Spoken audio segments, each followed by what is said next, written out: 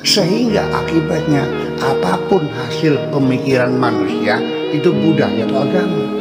Jadi yang paling bahagia hidup ini adalah yang ikut saja apapun yang menjadi ketentuan Tuhan. Nah, lalu pertanyaan terakhir, apakah benar doa itu bisa merubah nasib? Ya, bisa. Penting dengan berdoa kita merawat harapan dalam diri kita. Kalau engkau masih ada harapan, maka engkau jatuh berulang-ulang, aku pastikan engkau akan bangkit kembali karena engkau masih ada harapan. Tapi kalau sudah tidak ada harapan, Anda tidak akan bangkit lagi. Seorang yang masih ada harapan tidak pernah gagal. Yang ada hanya keberhasilan yang tertunda.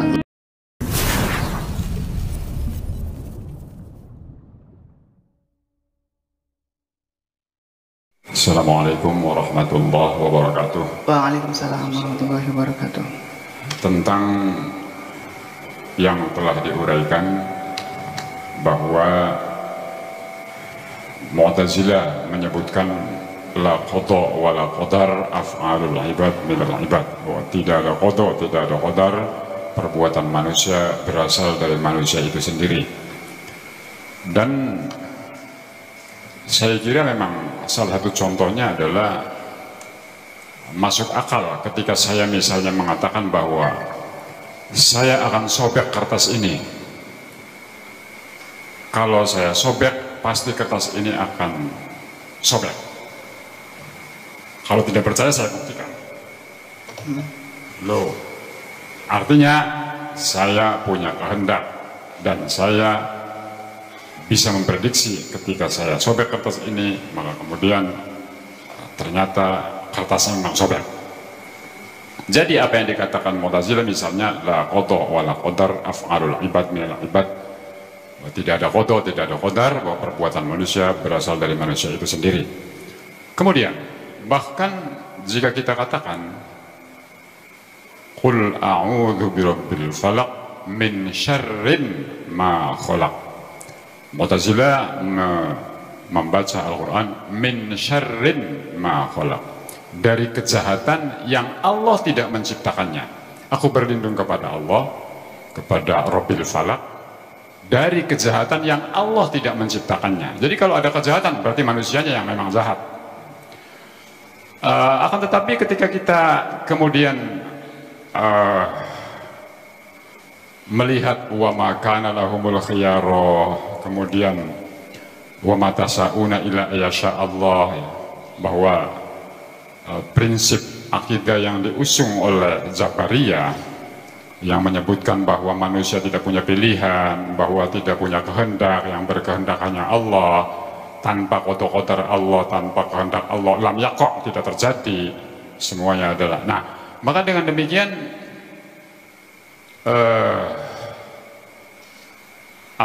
menjadi satu polemik luar biasa. Kemudian juga Qadariyah dan seterusnya. Tetapi saya melihatnya dengan adanya satu pemahaman longan dan amben. Kalau beberapa kali dijelaskan oleh guru kita Buya Syakur, longan dan amben. Saya kira longan dan amben ini mengakhiri perdebatan filsafat masa lalu, bahkan mengakhiri perdebatannya Ibn Rushdi dan Imam Ghazali. Kalau Ibn Rushdi, kalau berarti sepanjang ranjang itu ada, longan akan tetap ada. Berarti longan abadi, sebagaimana abadinya ranjang. Nah, berarti ini berarti juga termasuk mengakhiri perdebatan Ibn Rushdi dan Imam Ghazali. Artinya apa yang dikatakan oleh Ibn Rushdi bahwa alam semesta abadi dengan diabadikannya atau dengan keberadaan atau keabadian Tuhan. Demikian ya. Sehingga katakanlah penting untuk diuraikan lebih lanjut bagaimana sebaiknya kita memandang, menjalani hidup ini sesuai tanpa tanpa puyang, tanpa ragu, tanpa putak dan seterusnya. Demikian, terima kasih. Mohon diuraikan lebih lanjut. Oke, saya langsung jawab aja. Memang di dalam Al-Qur'annya seperti itu. Jadi ahli sunnah wal jamaah menemukan dalil atas pendapatnya berdasarkan Al-Quran. Mu'tazilah juga mendapatkan dalil dari Al-Quran juga untuk mendukung pendapatnya. Jabariyah juga sama, dalilnya ada. Ya, seperti kita nyenggol istri, kata Syafi'i wudunya batal, kata Imam Maliki wudunya tidak batal. Imam Hambali tergantung, kalau senggolan itu ada syahwatnya batal, kalau tidak ada syahwatnya tidak batal. Nah, hukum Allahnya yang mana ini batal tapi enggak. Jadi semua itu adalah hasil olahan pemikiran manusia, sehingga akibatnya apapun hasil pemikiran manusia itu budaya atau agama. Ya kenapa kamu bertengkar mempertengkarkan budaya? Coba saya nanya, yang benar mana? Batal nggak sebetulnya? Yang nggak tahu. Dalilnya sama, aula mastumun bisa. Jadi secara teoritis pendapat Mu'tazilah memang jenius. Tidak mungkin Allah menyuruh kita, melarang kita, kecuali manusia diberi kebebasan. Kalau tidak bebas, ya percuma nyuruh apa? Orang sudah memastikan kamu miskin kok.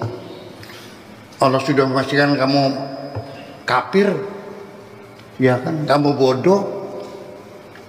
Terus, ya berarti di mana tanggung jawab manusia atas perbuatannya kalau semua sudah ditentukan? Logis nggak? Logis. Sama dengan tangan dan kaki diikat, dibuang laut, diperintahkan jangan tenggelam. Kalau perintah jangan tenggelam, ya dibuka dong tak ikatnya. Nah, baru logis kan gitu. Tidak mungkin Allah berbuat seperti itu Mu'tazilah. Tetapi Jabariyah juga dari sisi fenomenologi, fenomena-fenomena yang kita tangkap dengan kasat mata, yang bersifat eksperimentalis, yang kita alami secara langsung, juga membuktikan kebenarannya. Jabariyah, bahwa saya ini lahir di desa Tulung Agung, di pasar yang sekarang ada bangunan yang 3 tingkat tuh, itu Bapak Simpang namanya. Dulu saya lahirnya di situ, di rumah Cina dulu tuh. Iya, tahun 1948. Atas kehendak siapa saya lahir di situ? Apa saya pernah mengajukan permohonan kepada Tuhan minta lahir tahun 48? Lahir saya menjelang subuh. Siapa yang memilihkan waktu saya lahir di dunia menjelang subuh? Saya nggak pernah ngisi daftar formulir kehadiran kok. Ibu saya juga, Ibu Haji Jenab. Iya. Bukan pilihan saya kok. Andaikan saya diberi pilihan, saya pengen keluar dari perutnya Ibu Tin. Bisa langsung punya pabrik mobil kan? Betul nggak? Saya tidak milih. Sampai nanti penyakit saya, rezeki saya, sampai nanti kematian saya juga, saya tidak dilibatkan. Artinya saya tidak boleh memilih jalan kematian. Secara totalitas harus kita serahkan kepada Allah Sang Pencipta. Kita hanya sami'na wa ata'na. Andaikan Tuhan mengatakan engkau mati ditembak, silahkan. Engkau mati tenggelam, silahkan. Engkau mati karena diracun, silahkan. Kena kanker, silahkan. Kena kanker prostat, silahkan. Aku tidak boleh beli racun di pasar sendiri, dan tidak boleh beli tambang untuk menggantung diri. Itu tidak boleh. Jadi artinya sampai tubuh saya sendiri kerja jantung setiap hari dep dep dep dep. 1 menit itu 70 detak jantung. Saya ikut ngatur enggak? Paru-paru saya memompa pes mengirim oksigen ke dalam darah dan darah dipompa jantung. Saya ikut kerja enggak? Anda pabrik pemecah protein, kalori, vitamin-vitamin, ya, mesin katalis yang ada dalam perut Anda, ikut kerja enggak? Ikut kerja enggak? Tidurmu dan bangunmu ikut kerja enggak? Enggak kok. Lalu gimana keberadaan kita ini? Itu berarti Jabariyah juga ada dalilnya. Dan ini eksperimentalis, terbukti. Kenyataan sehari-hari seperti itu. Kalau engkau ingin diberi kebebasan memilih dan bekerja sendiri, nggak usah ngatur jantung, paru-paru, darah merah, darah putih, keringat, segala macam, nggak usah. Tolong kumismu kau panjangkan sendiri. Seumur hidup engkau tidak akan bisa bekerja apapun. Sehari-hari narik-narik kumis Anda, habis waktunya. Itu pun tidak akan sempurna. Nanti ada yang panjang, ada yang pendek. Dan kumis akan berhenti sendiri dalam kepanjangan tertentu. Nggak mungkin kumis itu 3 meter. Paling panjang kumis itu 3 cm ya. Udah panjang 3 cm ya, 2 cm udahlah, udah mandem. Iya, bulu ketek berapa senti? 5 cm. Nanti berhenti sendiri kok. Iya, itu. Siapa yang menghentikan? Bukan kamu kok. Jadi kerja biologi Anda sendiri, anatomi Anda sendiri, fisiologi yang ada dalam tubuh Anda sendiri juga Anda tidak dilibatkan. Betul nggak? Lalu gimana manusia punya kebebasan memilih? Sekalipun tema kholwat kita berkholwat untuk membuat kecerdasan, di sini kalau kita lihat pandangan pikiran Jabariyah, ya kita ini semuanya dipilihkan oleh Tuhan. Jadi yang paling bahagia hidup ini adalah yang ikut saja apapun yang menjadi ketentuan Tuhan. Wahyu rugiah, wis rugiah, mang. Wahyu untung lah. Karena penyakit, yang sakit silakan, kan gitu. Ya kita hanya itu. Jadi akhirnya ahli sunnah wal jamaah punya paradigma yang berbeda supaya sesuai dengan secara teoritis Mu'tazilah memang benar, realita di lapangan Jabariyah memang benar. Nah Mu'tazilah ini paling pinter bikin jalan tengah. Nah jadi ada qadha yang final, ada qadha yang tidak final, ada yang mubrom dan ada yang tidak mubrom.